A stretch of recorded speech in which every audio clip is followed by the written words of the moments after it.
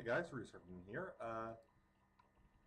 Today I'm going to be talking about my impressions for Pokemon Sun.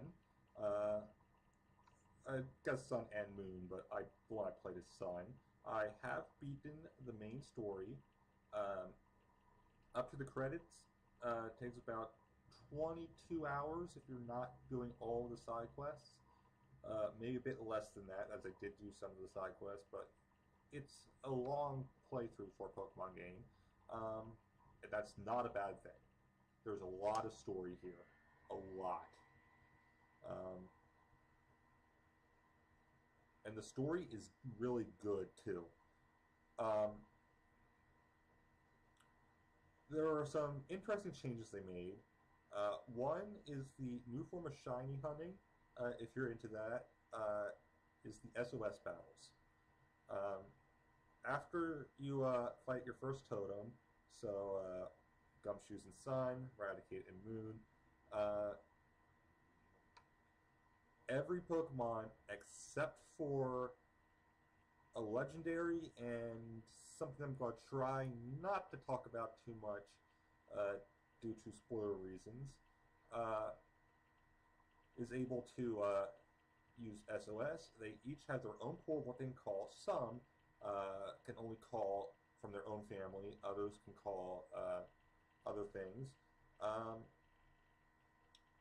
so, for example, Pichu is able to call Happiny, and actually, the only way to get Happiny is to find a Pichu who can call it, and this is being a pain for me right now. I am not finding Pichu where I know I caught my Pichu. Um,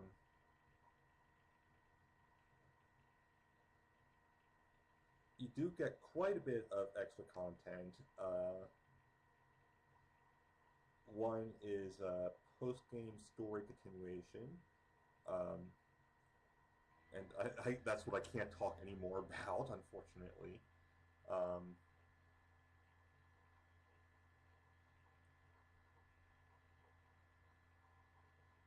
One thing I will say is the story before the credits makes it very clear that the Ultra Beasts are something new. Uh,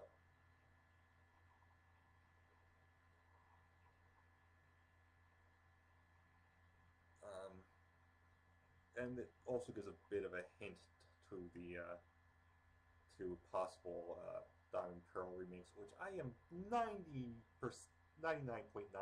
sure is going to happen uh, probably next year. Um,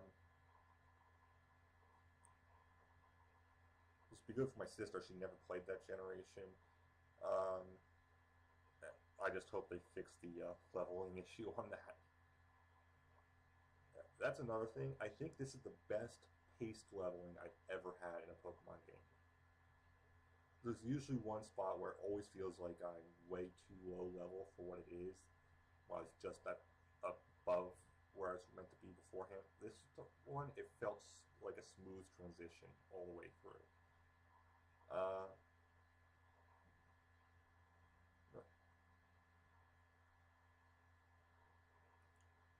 the Zygarde side quest is actually surprisingly fun, considering that all you're really doing is just picking things up off the ground.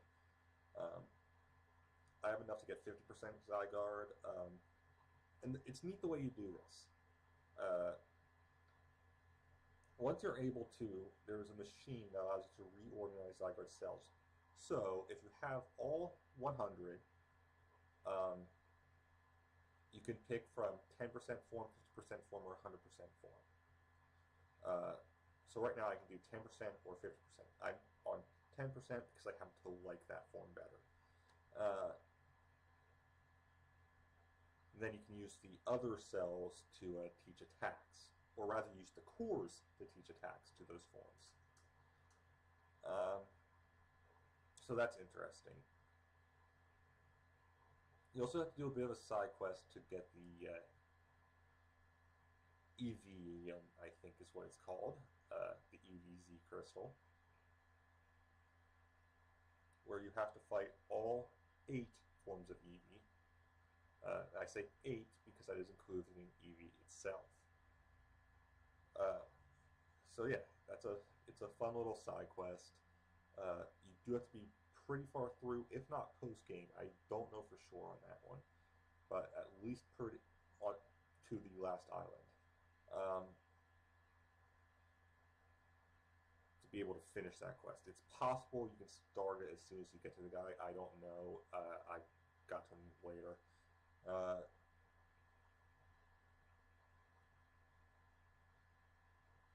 I don't know where the Snorlaxium is in game if you don't get the Munchlax. I'm sure it's in game somewhere.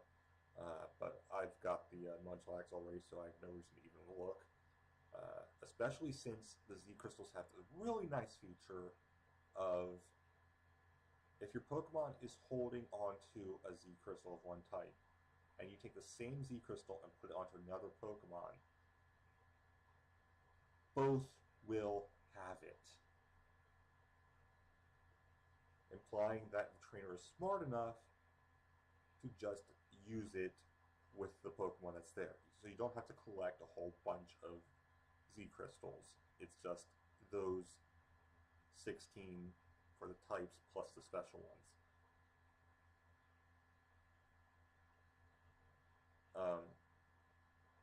Annoyingly, Pikachuium requires Volt Tackle.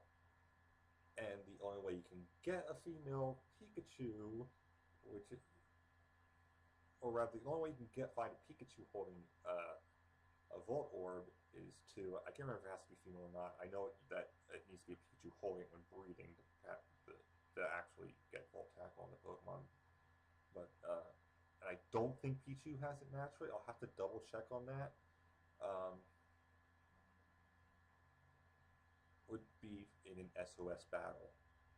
Yes, for the first time ever, Pikachu is not the main electric rodent. Pichu actually gets that job. Still part of the Pikachu family, but it's not Pikachu.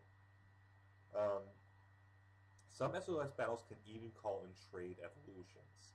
I have not seen this myself yet, as I am still working on getting Happiny, which is the first one I can really get at the moment, because I'm trying to just go in route order, basically.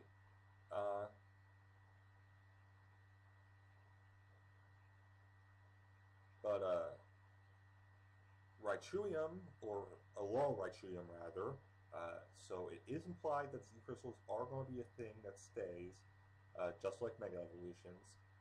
And for those who are wondering, there's a guy who will teach Dragon Ascent to Rayquaza once we are able to actually get Rayquaza in game.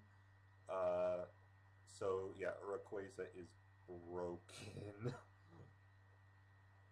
Because you can have a Mega Z Crystal Rayquaza. Yeah, that's the thing now. So one of the few things I haven't done yet is do the battle tree because I tried and I sucked. It's definitely something I want to do. I did meet, this is one spoiler thing I will give. I did meet Red and Blue when I first got to the battle tree. You get to pick one of them to fight. I chose Blue personally because personally I thought that his battles have always been more fun than the Mount Silver Red battle. Uh,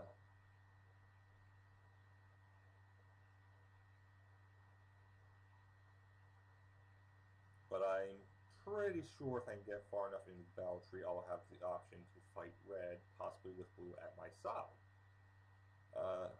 So yeah.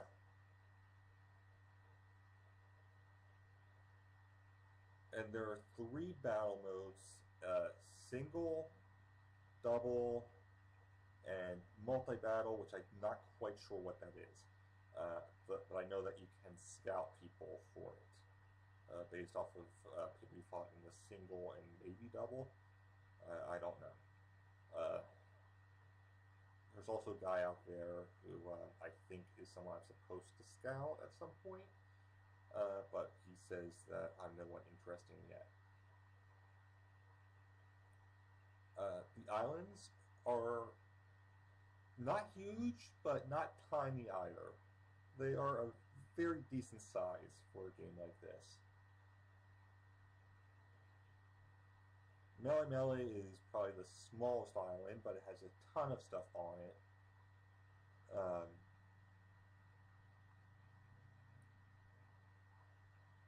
A call-up is probably the most standard of what you expect for a region as to how things are spread out. Ula, I don't know how to describe Ula, and Pony Island is just interesting in that there's actually only one town on it.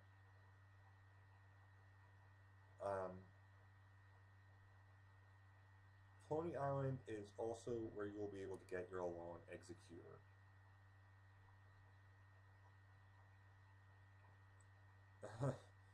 So you have to wait pretty late game. Derek Bittner of Game Explain was right in the order you go in.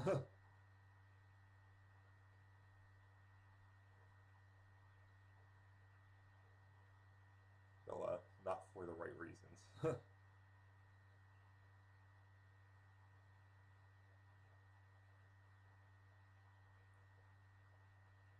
Let's see, what have I not hit on yet? Regional forms. So you can get every regional form but one in your game. Vulpix and Sandshrew are counterparts. So you'll have to trade for the other one. Easy enough to do. Catch the one in your game. Either trade it right away or breed it and trade it for the other one. Pokepelgo I find very fun. You definitely want to develop that. Pokebeans are how you feed your Pokemon. They get the not happiness meter. What is it? Well, I'll call it a heart meter for now. Get the heart meter up, and of course you can play with them, clean them after battles. So that took me a while. As for big Pokemon, you need to actually hold your stylus at the top of the screen so that it'll bring down, and you will have to clean the entire big Pokemon. For example, my Solgaleo, which is, wow, that thing is huge, at least in Pokemon Refresh, tends to get dust on its whiskers.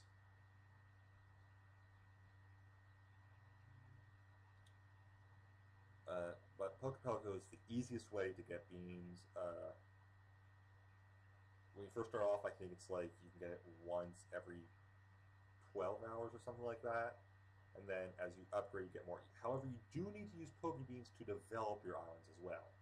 So you will run low if you decide to develop.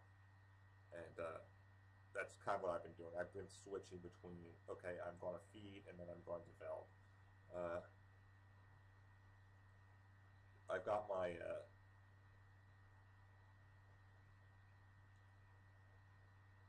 Isle of Bean up all the way, so I can get the max beans I can from that one. And then I have my berry farm up to the second level. Berry farm isn't really that necessary because there are plenty of those berry palm trees.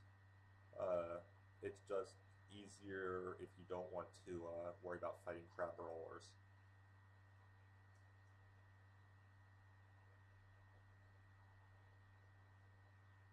You get the other two starter Z crystals after the credits. Unlike with X and Y, you do not, and well, actually just X and Y, you do not get to pick, or rather, you do not get a starter given to you that you didn't pick. Excuse me. So you do have to trade starters this time. I'm sorry I'm saying so much. I've never been a good speaker.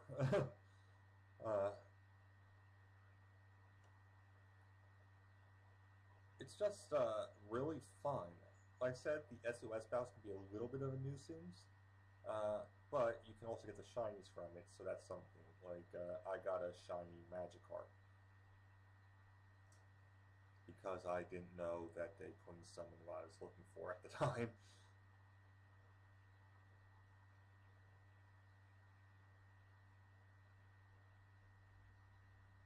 Also, a neat thing is that, I think I mentioned this already, but I didn't mention something else about it, is that since they can summon their fully evolved form, at least a couple of them, this does include trait evolutions. Haunter can summon Gengar. Um, either Poliwag, Poliwhirl, or maybe it just has to be in the rain. It's a weather SOS, so weather affects it as well. Um, but there are areas that always have a certain weather, so it's not too bad. Um, can summon either Poliwrath or Politoed. You normally have to have the Kingdra in trade. I think it's possible to get Slow King this way, but I'm not 100%.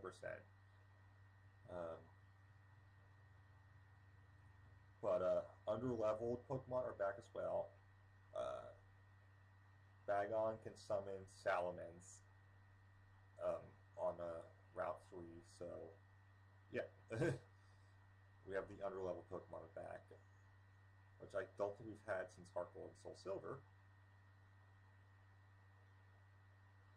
And technically ORAS with Lance's Dragonite from the competition. Definitely games I'd recommend. The story is beautiful. The islands, the graphics, everything about that is beautiful.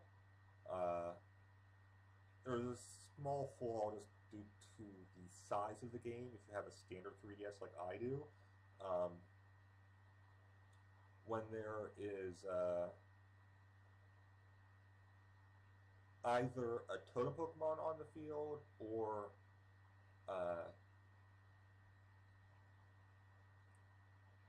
or double battle, it lags a bit. Uh, it's noticeable, but not unplayable. Uh, it's a little bit worse than Smash Brothers.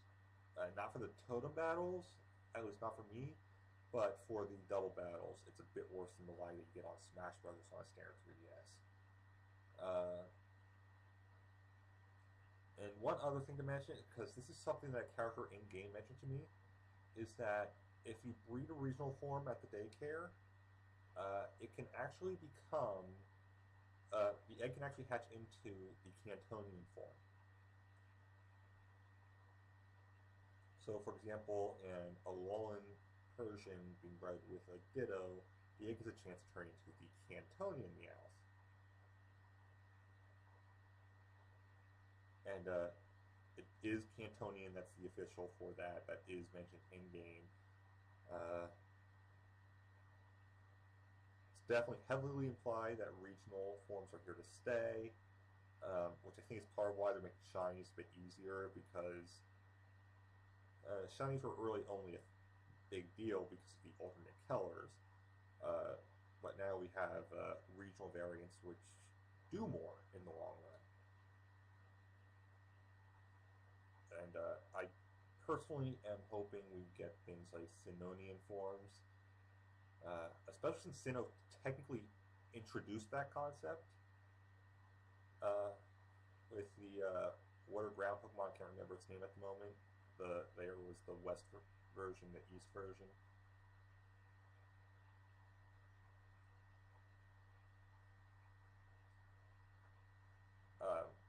Every character that I've met that has a name has played some role in the story, or at least had their own side story. So there is a lot to do. Um,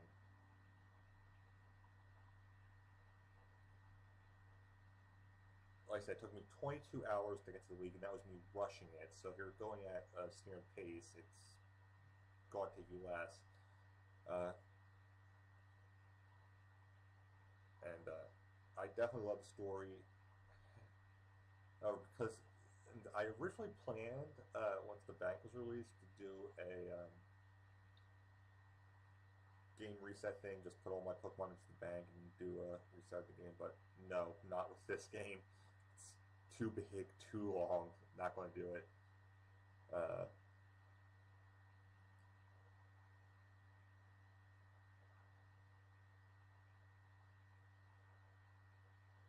and I yammered on 20 minutes about this already, so you can tell how much I like this. Uh, yeah, it's just a fun game. I definitely recommend playing it. The story is wonderful. There are certain characters that you'll dislike at first and grow to like. Certain characters that you might like at first and grow to dislike. Uh, it's just everybody has a personality. Um, Basically, they did what they tried to do with Shauna, Tierno, and Trevor better. And actually, one of the few people who actually like Shauna, Tierno, and Trevor, but this is much better done way of doing it. I got really attached to Hal and Lily. Um, and there is an interesting thing. There is a bit of a reference to the fact that Ook was originally going to fight you after the League in Red and Green. So, yeah, um, that's a little bit of a spoiler, but yeah, I think it's one of those ones that's not too bad. It doesn't really affect story at all. It's just a little nice added touch. Um, I think there's something too. One of the shops says mentioned something about there being. No, it's one of the restaurants. I think about there being something like a about there being a discount for people under 20 years of age. So just a little nice poke at there's been 20 years of these games. Uh, oh, and that reminds me, heart scales are so much easier to get now.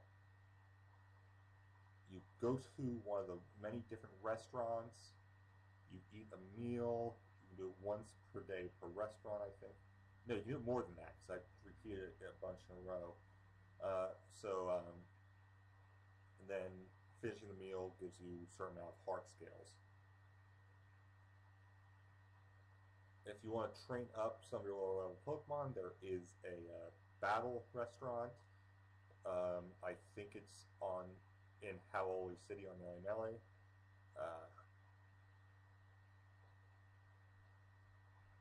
So you can just go in there. If you're worried about money, bring an amulet coin and